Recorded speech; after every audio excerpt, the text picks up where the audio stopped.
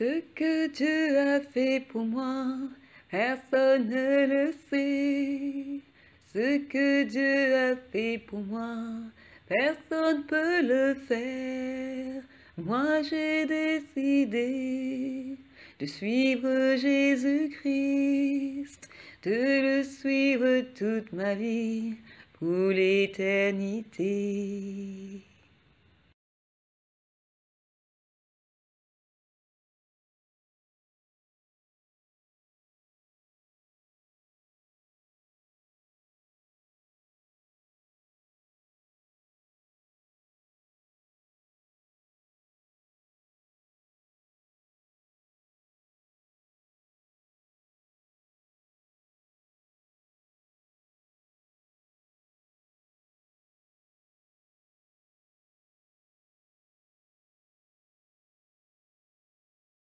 Ma soeur, sois bénie, sois bénie. C'est-à-dire, à chaque fois que je mange, je pense à toi. Sois bénie, tu as nourri ta soeur, tu as nourri ta soeur. Dieu soit glorifié.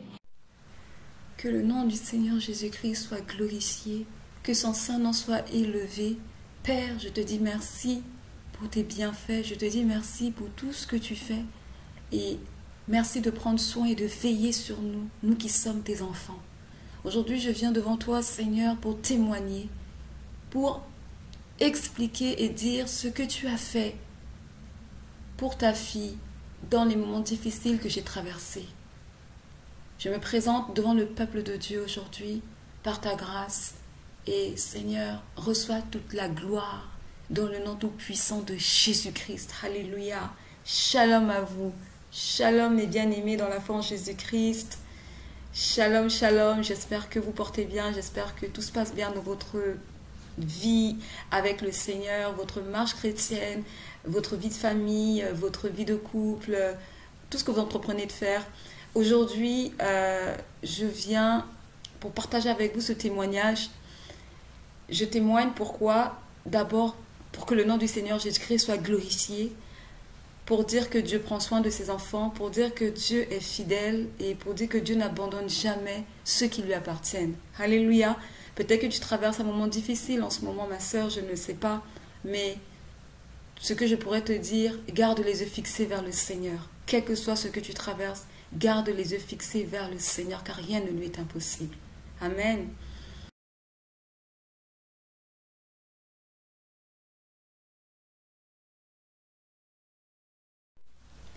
Le témoignage date du 7 juin 2022. Donc ça s'est passé le 7 juin et j'avais dit au Seigneur que j'allais témoigner au temps convenable. Donc le temps est arrivé. Donc voici le témoignage par la grâce du Seigneur Jésus-Christ. Alléluia. Alors je vais commencer avec ce texte de l'Écriture dans le livre de Galates au chapitre 6, verset 10. Je lis dans le nom tout-puissant de Jésus-Christ. Merci Père pour ta parole qui nous sanctifie. Ainsi donc, pendant que nous en avons l'occasion, pratiquons le bien envers tous et surtout envers les frères en la foi. Alléluia. Ce que je voudrais dire aujourd'hui, c'est que ma sœur dans la foi, ma sœur en Christ, a pensé à moi, a intervenu pour me venir en aide pendant que j'étais en difficulté financière. Donc je dois préciser que moi j'habite au Canada et elle habite dans un pays d'Afrique. Donc ayant connaissance de ce que je traversais, elle savait que c'était pas facile pour moi, sans rien me dire. Et je ne lui avais pas non plus demandé quelque chose, c'est juste qu'on partageait et puis je lui ai expliqué voilà ce que je traverse actuellement et tout.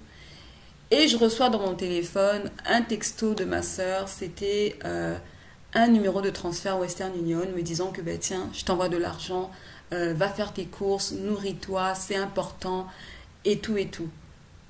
Franchement, j'étais dans la joie, parce que ça vient d'une sœur dans la foi, ça venait pas de quelqu'un de ma famille, quelqu'un de proche. Quand ça vient de quelqu'un de proche, on se dit c'est normal, c'est ma famille. Mais là, ça vient d'une sœur dans la foi. Et je rends grâce et je bénis encore le Seigneur en lui disant, Seigneur, merci de m'avoir donné cette sœur. Parce que le Seigneur nous a promis ceci, que quand on vient à Christ, il nous donne une nouvelle famille. Et bien aimé dans la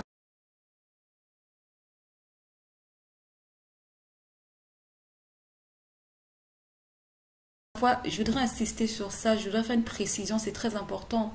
Quand nous venons à Christ, ce n'est plus à nous d'aller choisir des amis. Ce n'est plus à nous d'aller choisir avec qui nous voulons rester, avec qui nous voulons marcher. Mais le Seigneur Jésus-Christ lui-même met des personnes sur notre chemin. Amen. Et quand c'est le Seigneur qui met des personnes sur notre chemin, nous avons la paix, nous avons la joie. Parce que Dieu, tout ce qu'il fait est bon. Dieu sait ce qu'il fait. Alléluia. Donc, c'est ce que je voulais partager avec vous. Et pour expliquer encore, quand elle m'envoyait cet argent, je n'avais plus rien. J'avais 0 dans mon compte en banque. J'avais 0 dans ma poche. J'ai pratiquement plus à manger dans ma maison. J'ai presque plus rien. J'aimerais aussi préciser cela, que quand vous passez par des moments difficiles, nous n'avons pas à nous tourner vers les hommes. C'est le Seigneur qui doit nous guider. Ou c'est le Seigneur encore qui va incliner les cœurs, qui va toucher les cœurs pour nous en notre faveur. Amen.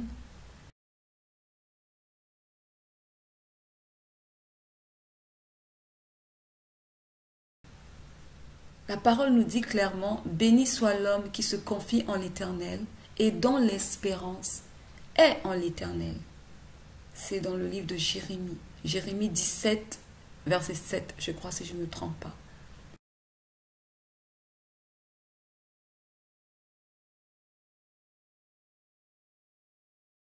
Dieu s'attend à ce que nous nous tournions vers lui. Dieu s'attend à ce que nous puissions frapper à sa porte. Dieu s'attend à ce que nous puissions crier à lui. Mais Dieu ne veut pas nous voir crier et courir après les hommes. Non. Car la parole nous dit clairement également que le secours de l'homme n'est que vanité. Je peux frapper à la porte d'une sœur et lui dire, voici mon problème. Et demain, elle va prendre son téléphone, elle va le raconter à tout le monde. Demain, elle va prendre son téléphone, elle va se moquer de moi derrière mon dos. Ou peut-être, c'est une occasion pour elle de me faire du mal, à travers mon besoin, à travers mon problème. Donc, toujours se confier à l'Éternel. Et dans les moments difficiles que je traversais, je ne faisais que crier à Dieu. Je disais, Seigneur, regarde, je n'ai presque plus rien à manger. Seigneur, regarde, Seigneur. Et là, je lui rappelle, je dis que tu ne peux pas me laisser comme ça, je suis ta fille. Voici ce que la parole me dit.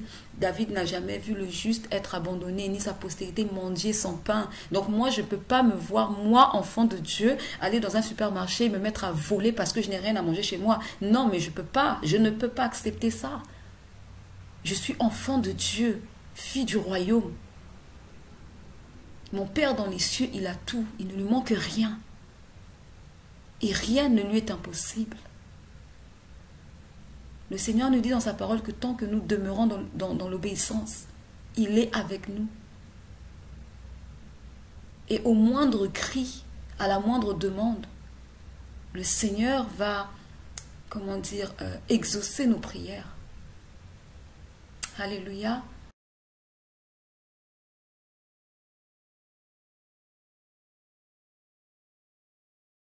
Donc, c'est vraiment ça que je voulais partager avec vous. Et ce que je voulais rajouter aussi, c'est que vivre Christ, c'est pas uniquement évangéliser, c'est pas uniquement citer des versets bibliques, mais Christ, c'est toute une vie, c'est une vie pratique. Et c'est une vie qui touche tous les aspects de notre vie. Christ touche nos études, touche notre lieu de travail, il touche notre vie de couple, il touche notre vie familiale, nos relations, il touche nos entreprises, il touche nos projets. Christ touche tout si nous lui permettons, bien sûr. Alléluia. Donc, dans mes moments difficiles, moi, j'ai crié à Dieu, je me suis tournée vers lui et il a agi. Public. Et je voulais aussi rajouter, mes frères et sœurs, ne gardez pas pour vous ce que l'Éternel fait dans vos vies. Il faut le témoigner. Quand nous lisons notre Bible, nous lisons le livre de Matthieu, nous lisons le livre de Luc, nous voyons tout plein de témoignages que Christ a fait. Pourquoi? Parce que ça a été écrit. Si ces témoignages n'avaient pas été écrits, on n'aurait jamais su que Jésus avait redonné la vue à un aveugle-né. On n'aurait jamais su que Pierre aurait permis à un estropié, à un homme qui de naissance ne marchait plus, de pouvoir marcher de nouveau. Alléluia. On n'aurait jamais su que Jésus-Christ avait calmé la tempête dans la barque.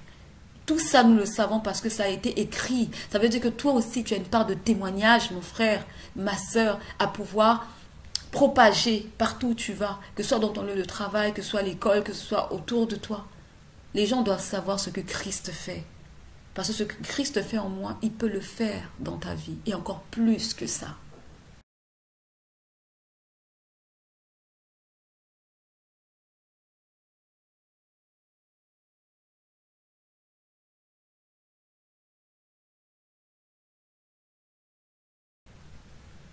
Donc, Seigneur, je te dis merci.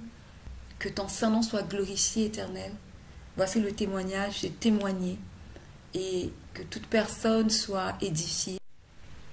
Alors, à toi, ma soeur bien-aimée dans la foi, qui a eu à penser à moi, qui m'a fortifiée en intervenant dans mes difficultés, dans mes moments difficiles. Tu as eu aussi à porter mes fardeaux. Je remercie Dieu pour ta vie. Je rends grâce à Dieu pour tout ce que tu as pu faire pour moi, que ce soit me soutenir moralement, financièrement. Que le Seigneur te garde dans ses voies et que le Seigneur ne cesse davantage de te faire grandir dans ses voies, dans la foi, dans l'amour et dans la vérité de sa parole.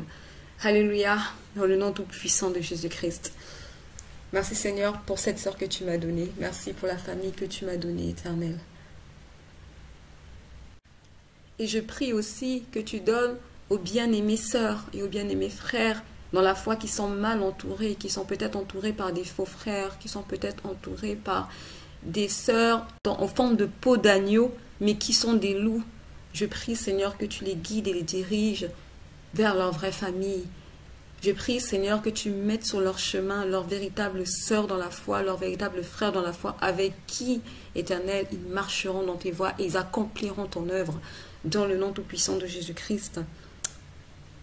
Rien ne se fait au hasard. Jésus-Christ a choisi les 12 disciples parce que c'était la volonté de Dieu. Donc, ce qui veut dire que Dieu nous a donné une famille. En parlant de la famille biologique, Dieu m'a donné une famille que je n'ai pas choisie. Si je n'ai pas choisi ma famille biologique, cela veut dire que je ne peux pas choisir ma famille en Christ. Parce que ma famille en Christ, je ne la connais pas. Mais Dieu sait qui il a appelé, parce que c'est lui qui choisit. Amen. Donc c'est ce que je voulais ajouter, parce que bien souvent nous sortons du monde et nous voulons continuer à marcher comme. Non, nous ne pouvons plus marcher comme. Nous sommes en Christ, alors laissons-nous guider par le Saint-Esprit, car lui sait ce qui est bon pour nous, et c'est lui qui nous conduit dans toute la vérité. Dans le monde, on a fait des choix, on a pris des décisions qui ne nous ont pas toujours emmenés au bon endroit, à la bonne destination et qui pour la plupart du temps nous ont fait regretter. Donc aujourd'hui, on a cette grâce d'avoir le Seigneur, on a cette grâce d'avoir le Saint-Esprit.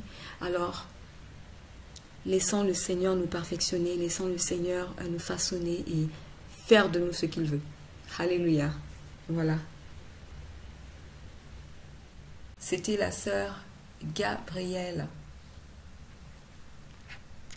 Shalom, à très bientôt. Voilà, je viens d'arriver, donc j'ai pris des bananes, concombres, oignons, tomates fraîches ici. Ça, c'est la viande, regarde un tout petit peu. Hein. Ça, c'est la dinde, ciboulette, spaghetti, tomates pelées et puis ma farine. Bon, je n'ai plus de levure, je n'ai plus vraiment de sucre. Mais c'est pas grave, au moins j'ai la farine. Voilà, c'est tout ce qui me reste comme sucre. Là, c'est presque fini. Je pourrais faire au moins mon pain, même s'il n'y a pas la levure pour monter, mais je pourrais manger du pain sans levure, ça ne me gêne pas. Ma soeur, sois bénie, sois bénie. C'est-à-dire, à chaque fois que je mange, je pense à toi. Sois bénie, tu as nourri ta soeur, tu as nourri ta soeur. Dieu soit glorifié. Moi, j'ai décidé de suivre Jésus-Christ, de le suivre toute ma vie pour l'éternité.